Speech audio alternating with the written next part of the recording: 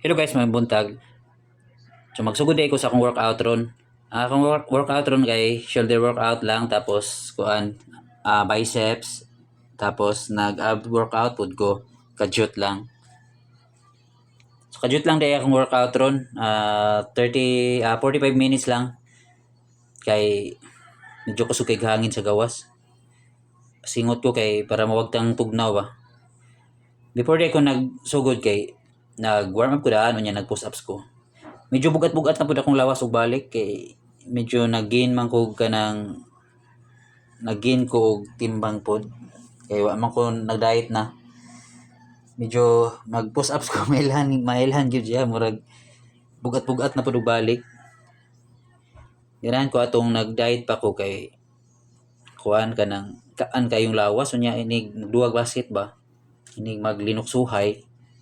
Hindi ka malugi sa layat-layat. Ang problema lang kay nipis na kayo akong naong mo to nagpabalik lang sa ako sa akong carb, nagdagdag lang sa akong carb kay para mauli-uli sudlan na pud akong naong. So nag-workout sa day ko sa akong kuan kaning upper chest inclined.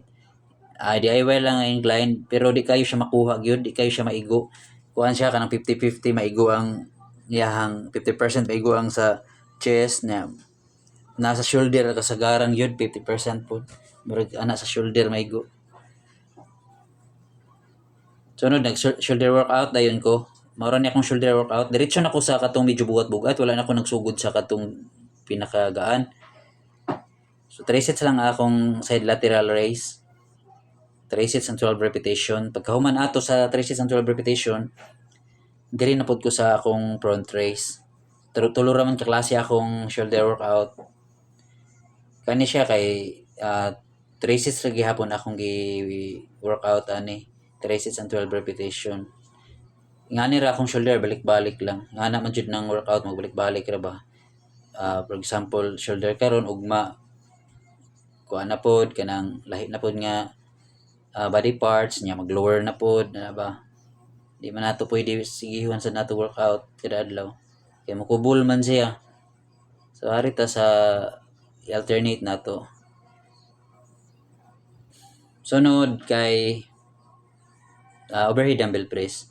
Nagsugod ko sa single dumbbell nya ako dayon gidungan tanan. Unya gihimo nako siya og 5 sets. Ari nako siya diri dugayon sa overhead dumbbell press. Ari nako dugayon. Unya pagkahuman ani kay tapok nako ni tanan nga dumbbell. So usa ra ka dumbbell magamit kay wa na may pares ang pikas. So ang usa nga medyo bugat na jud kayo mao na akong pinakalas nga ipapump. Nindot kayo, pump kayo, bugat na magud kayo. Pero gamay ra lang nga repetition. Pagkahuman ani kay nag-biceps workout nako unya nag-abs workout ako. So dinhi lang sa kutob kay niuwan na nya keep safe lang tang tanan ug daghang salamat.